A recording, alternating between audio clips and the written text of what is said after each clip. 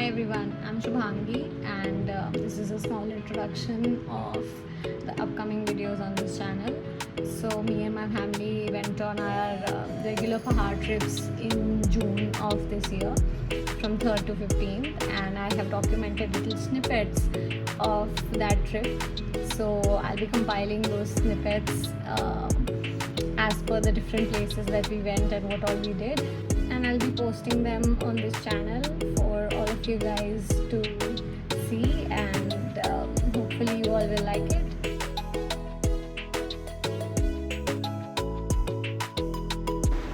हमने अपनी journey start करी लखनऊ से, बख्शी का तालाब होते हुए सिधौली, नेशनल हाईवे 30 पकड़ के सीतापुर लखनऊ हाईवे के थ्रू हरगांव, लखीमपुर खीरी, गोला गोकर्णनाथ, खोटार होते हुए पूरनपुर पे कुछ देर की स्टॉपेज करके हम निकले खटीमा की ओर। खटीमा से टनकपुर का सफ़र तय किया और वहाँ से चंपावत में चाय नाश्ता करके पहुँचे लोहा घाट। मैया की जय। माता रानी की जयकारे लगाते हुए हमने फुल एनर्जी से ये ट्रिप शुरू करी। इस समय है हम खैराबाद में, जो कि पड़ता है सीतापुर से थोड़ा पहले। गपशप करते हुए फुल एनर्जी पैक्ड माहौल गाड़ी में, और ये हमारे छोटू प्रसाद हैं। खाते पीते हंसते गाते हम लोग चल पड़े हैं अपनी इस प्यारी सी फैमिली ट्रिप पे। खूब ज़्यादा एक्साइटेड हैं क्योंकि लखनऊ की गंदी सी गर्मी को पीछे छोड़ के अपने प्यारे प्यारे पहाड़ों की तरफ हम बढ़ चुके हैं, और as a family that's the most exciting thing for us. Train के संग संग चल दिए हैं गाने गुनगुनाते हुए और एक दूसरे को थोड़ा बहुत परेशान करते हुए।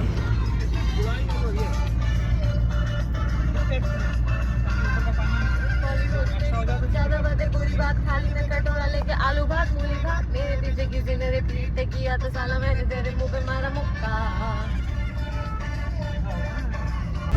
और मैं पापा के बारे में आपको एक बात बता दूं कि गाड़ी और पहाड़, इन दोनों चीज़ में उनका पैशन इज़ अनबीटेबल। एकदम 100-120 की रफ्तार पे वैगनार को भगाना मनोज उप्रेती के बाएं हाथ का काम है। सत श्री अकाल। पापा की ड्राइविंग एंजॉय करते हुए हमें पड़ती है शारदा कैनाल खीरी, जो कि पीलीभीत में है। ये कैनाल इतनी मनमोहक है कि इसको देख के जर्नी की सारी थकान मानो गायब सी हो जाती है। इस कैनाल के आते ही ऐसा लगने लगता है जैसे हमने आधी से ज़्यादा जर्नी कवर कर ही ली है, और अब हमारी मुलाकात हमारे प्यारे प्यारे पहाड़ों से बहुत जल्द होने वाली है। कुछ दूर चलते ही पड़ता है पीलीभीत का टाइगर रिजर्व, जहाँ पे एक डेंस जंगल के बीच से होते हुए नेशनल हाईवे जाता है। यहाँ पे एक बहुत ही फेमस चूका टाइगर रिजर्व भी है, जो कि पीलीभीत की शान माना जाता है। ये एरिया वैसे तो जंगल के बीच में आता है, और उसकी वजह से ये सारी रोडों की मेंटेनेंस हो पाना इज़ अ टास्क। उस चक्कर में आप देख ही सकते हैं कि सब कितने कंसंट्रेशन से रोड को देख रहे हैं, और सबकी निगाहें रोड पे अटकी हैं कि हम जल्द से जल्द ये गंदा वाला रोड का स्ट्रेच कवर कर लें और प्यारे प्यारे फुट हिल्स की चढ़ाई शुरू कर दें। जंगल के बीचों बीच काली नगर पे हॉल्ट करके हमने किया लंच, और इस कैनाल के उफनते हुए पानी को देख के एक अलग ही एक्साइटमेंट हो रहा था। बनबसा से होते हुए टनकपुर पहुँचे और पूर्णागिरी मैया के जयकारे लगाते हुए हमने पकड़ा NH9 नेशनल हाईवे 9, जो कि चंपावत टनकपुर बनबसा रोड के नाम से भी जाना जाता है। इस रोड में हमने टनकपुर क्रॉस करके किरौड़ा की ओर बढ़ चले थे हम, और रास्ते में आने वाला था बस्तिया। धीरे धीरे हमारा पहाड़ी टेरेन शुरू हो गया था, और पापा ने AC कर दिया है बंद ताकि हम उठा सकें मौसम का लुत्फ़। विंडोज़ नीचे करके हम धीरे धीरे फुट हिल्स पे चढ़ चुके थे, और पापा की मैनूवरिंग भी शुरू हो गई थी। मम्मा को मौसम ने और गानों ने काफ़ी एंटरटेन रखा इस पूरे रास्ते। इस स्ट्रेच के बाद हमारे संग एक छोटी सी ट्रेजिडी भी हुई। वो ये थी कि हमारे गाड़ी के ब्रेक पैड्स हीट अप हो गए थे, जिसकी वजह से ब्रेक लगना एकदम बंद हो गया था और हम सब थोड़ी देर के लिए पैनिक हुए। तभी एक जानने वाले ने हमें बताया कि गाड़ी को हॉल्ट कर दीजिए और ब्रेक पैड्स ठंडे होने दीजिए, और करीबन 40 मिनट वेट करने के बाद हमारे ब्रेक पैड्स फिर से लगने लगे। और इसी के संग हमने अपनी जर्नी कंटिन्यू करी टूवर्ड्स सुखीढांग। सुखीढांग पहुँचते पहुँचते सभी एग्जॉस्ट हो चुके थे और चाय की बहुत तलब हो रही थी। तो अमित टी स्टॉल, जो हमारा यूजुअल रुकने का अड्डा है, उस पे हमने हॉल्ट करा और चाय ऑर्डर करी। यहाँ की कड़क चाय बहुत ही फेमस है, ये आप भीड़ देख के समझ ही गए होंगे। एक राउंड चाय के बाद सब इत्मीनान से बैठे हुए हैं और दूसरे राउंड का वेट कर रहे हैं। राउंड नंबर 2 की चाय पी के सब एनर्जाइज होके वापस निकल चले हैं ऑन द रोड्स टूवर्ड्स चलथी। चलथी का टेरेन बहुत ही टफ़ है क्योंकि वहाँ का जो पुल है वो अभी अंडर कंस्ट्रक्शन है। पापा कई बार उस नए मेकशिफ्ट पुल से गाड़ी निकाल चुके हैं, बट कोई नया ड्राइवर अगर उस रूट से आए तो उसके लिए it is a little challenging. ये मेकशिफ्ट रोड इन्होंने डायरेक्टली नदी के ऊपर बनाई है और छोटी गाड़ियों के लिए थोड़ा सा चैलेंजिंग ज़रूर है, but if your driver is good then there is no issue. आगे हम बढ़ चले हैं इसी गंदे से टेरेन पे अमोड़ी की तरफ।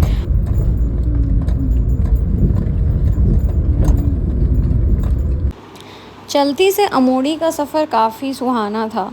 स्वाला धौन क्रॉस करके हम पहुंचने वाले थे चंपावत, और ठंडी ठंडी हवाएं उस ऑल्टीट्यूड की चेहरे पे जो लगना शुरू हुई, सारी जर्नी की थकान उतर गई। मैं वो फीलिंग डिस्क्राइब तो नहीं कर सकती, पर जून के महीने में ठंडी ठंडी हवाओं के बीच, इन वादियों के बीचों बीच से निकलते हुए देवदार के जंगलों में एनगल्फ्ड इन रोडों पे सफ़र करके अपनी डेस्टिनेशन तक पहुंचने का सुख अलग ही है। धौन का टेरेन बहुत ही सुंदर है और चंपावत पहुंचते पहुंचते आपको ये लगने लगता है कि इस ऑल्टीट्यूड पे मौसम का रुख अलग ही है। सनसेट भी हो चुका है और हम लोहा घाट पहुंच चुके हैं। ये है mom and dad from KMVN की बैल्कनी।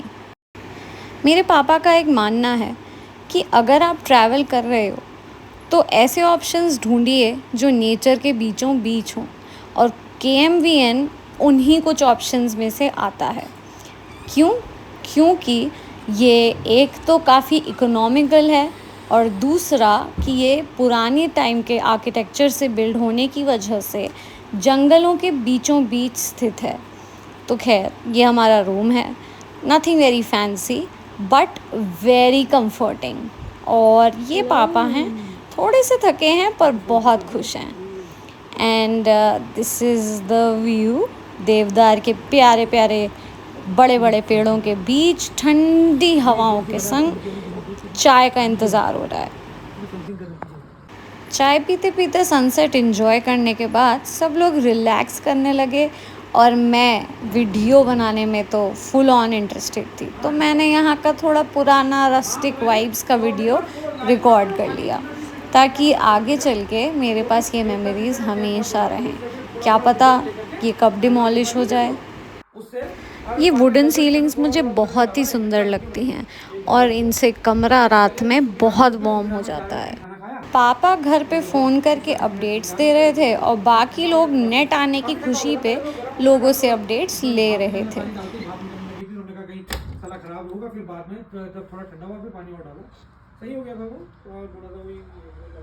जब मैं किसी नई जगह जाती हूँ तो मुझे वो सारी मेमोरीज़ कैप्चर करने का बड़ा मन होता है, तो मैं लग गई अपने रिकॉर्डिंग सेशंस में और पापा और श्री गए थे सामान अनलोड कराने। इन द मीनवाइल मम्मा आराम कर रही थी और फिर मुझे और श्री को लगी मैगी की तलब, तो हमने किया ऑर्डर रूम सर्विस। और ये कुछ घर के स्नैक्स हैं जैसे कि मीठे पारे और चाय, बस यही कॉम्बिनेशन तो चाहिए था। शाम होते होते कमरे की वाइब भी अलग हो गई, सबने थोड़ा थोड़ा आराम किया और मैं इन एस्थेटिक्स को एडमायर कर ही रही थी कि मैंने सोचा कि बाहर का लुत्फ़ उठाते हैं। इन पहाड़ों में एक अलग सा सॉलिट्यूड है जो हमें वंस इन अ वाइल ज़रूर एक्सपीरियंस करना चाहिए। पहाड़ की शामें काफ़ी अनप्रिडिक्टेबल होती हैं। देखते ही देखते टेम्परेचर एकदम से ड्रॉप हो गया और हम सब के स्टोल्स और शॉल्स बाहर निकल आए। थोड़ी देर में मैं और श्री गए एक छोटी सी वॉक पे।